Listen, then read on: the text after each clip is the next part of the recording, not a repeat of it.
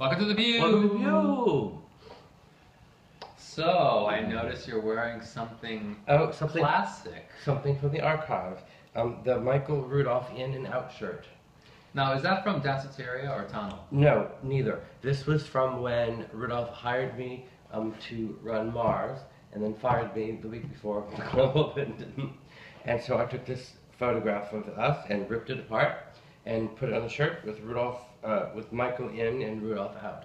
And then that was the week before we asked him to be Celebrity of the Week at Celebrity Club. And when he showed up, we had this huge dartboard with his picture in the middle, and people were throwing darts in his picture. Where was Celebrity Club at that time? It was at the World.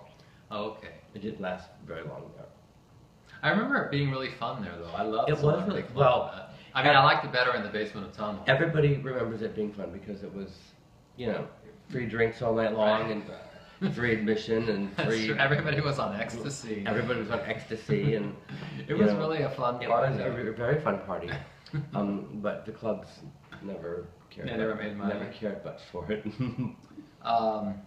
Well, and then you had to pay everybody to be there.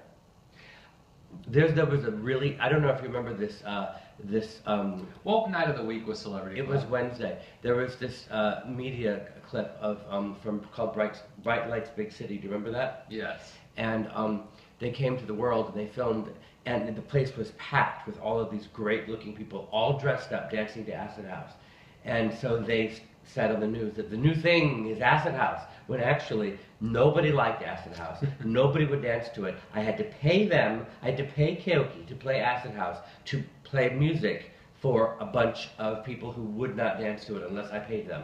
So it looked like this, it was like this hot new thing, when actually nobody liked it. No, but I remember a lot of people did like Acid House, because at the Red Zone, I mean, Dimitri would be playing Acid House, no. and the whole dance floor What would be you're full. thinking, no, that was this mainstream kind of voodoo ray, Uchi Coochie, that kind of stuff. I'm talking about real Acid House, which is kind of undanceable. You know, it's like, just like bleeps and blips, and you can't really like dance to it. I'm thinking, to me, Acid House is that Summer of Love British music that people dance to. By that time it sort of became mainstreamed and danceable. But in the beginning it was not. It was just a bunch of bleeps and blips. Bleeps and blips from the Pew. Bleeps and blips. And we'll be right back. From after this bleep. And now a word from our sponsor. Welcome back to the Pew. Yeah, I should have. Welcome back to the Pew. Welcome back. And bitches want to know. Bitches like who? Bitches like Andy Pandy. Andy Pandy, That pudding and pie. Andy Pandy, that bitch. What's he want to know?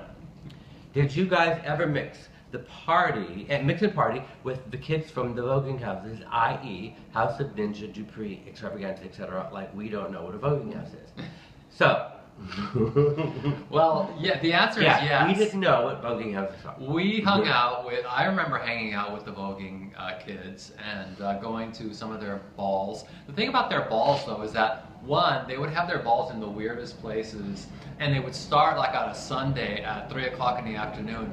And literally, those people would be there from 3 o'clock in the afternoon till 5 o'clock in the morning, doing their shows. But you know, the voguing scene kind of meshed really well with the club kid scene, because we both had a lot of the same ideals, which was kind of the making celebrities out of people who aren't normally considered celebrities, going against and making a spectacle of yourself. Making a spectacle of yourself, being weird, the more extravagant the better. They were more the voguing houses, though, they were very mainstream, because they were really... Oddly enough, the voguers were more mainstream than we were. Yeah, because... They looked at us like we were kooks. They were afraid of us. Because they believe in realness. Right. And for them, realness means like if you want to copying a magazine. Right, copying a fashion magazine, preferably.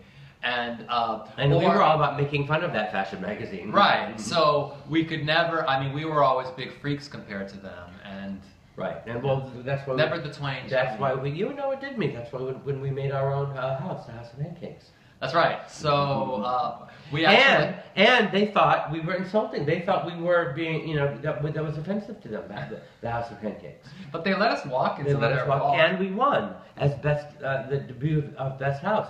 But they did think that we were mocking them. Oh, did we win as best house because they voted for us, or because it was held in one of the clubs that you worked for? No, and they voted. It was at the Mark Ballroom. We had real pancakes, and I mean we put a lot of effort into that. Okay. Yes, I remember walking in the ball with Michael. And in fact, I'm going to try to flash a picture of us walking. Yes, and you also weren't you the one with Kyoki, the master servant, the dog, or was that James? I don't remember. At the Roxy. I don't remember. The theme was master and servant, and one of you dressed as the Hans Ulrich and took the other one out on the runway on a leash, so the dog was walking the person, and they thought it was outrageous. The most clever thing they've ever seen. And whoever it was, either you or James, won $500. Well, I really loved the House of Extravaganza's balls. They were so funny, and the MC, extravagant. David, was just the most outrageous MC. Like, I mean, the best MC ever. He was really good. You know, he should have been a professional MC on TV. Yeah, he was. Well, he would have been today. Yeah, today he would have been. Back then he was too gay. Today he would be a big reality TV star. Right. But back then he was just so extremely gay that it would never work. Right. But he was awesome. He was really good. So what else do bitches want to know? Amy Marks wants to know, hey Alig, have you read any good books lately or in the past 17 years while in Peru? Yes, I read a lot. Sometimes I had nothing to do but read books. I read a lot of Name one. All right, I will. I read obviously I read Crime and Punishment, but I had already read that. But it meant something different the second time around. The first time around, have you read it? No. Okay. Well, the first time around, have you read any of his books? Dostoevsky? Yeah. No. Okay. Well, he's very he exaggerates. It seems like he exaggerates a lot. It seems. And the first time I read it, I thought, this isn't the way this would, But after I committed the crime and then went to prison and then read the book in prison, he got it down. I mean, I really think the guy must have killed somebody because, I don't know how else you would know how what goes on inside of your mind and body and everything after you commit a crime like that, other than to have done it. So I read that. I read The Singularity is Near, which I think you should read, by Ray Kurzweil. And with, who's the guy in the wheelchair? Stephen Hawking. Stephen Hawking. Yes. And James sent me the Hunger Games trilogy because he said he didn't want me to be the only person on the planet who hadn't read it. I haven't read it either. Oh, okay. Well, then I wasn't. We're both on our little islands, not having read the Hunger Games. And when I was in solitary confinement, Fenton Bailey sent me the series of Eckhart Tolle books, the kind of thinking about, concentrating on now, what's it called? Well, there's the famous book, The Power of Now, but he didn't write that one. But it's the same concept. So there you go, Amy. Look them up. Yeah, and especially The Singularity is Near, because if in that book, do you know what the singularity is? The singularity, isn't that when the computers get to the point where we can download our minds into, into them, and that way we'll live forever? Yes, and that's going to happen in 2047, according to Stephen Hawking, because he follows Moore's law, which if Moore's law goes in a curve like 2047. 2047. So if you're alive in 2047, you will be able to live forever, basically. I don't know if I'm going to make it. I don't think you are. We are not going to make it. I don't think you are. Well, I'm closer to making it than you are. One of us will make it. Is that a threat? See you later. Bye. I'm scared.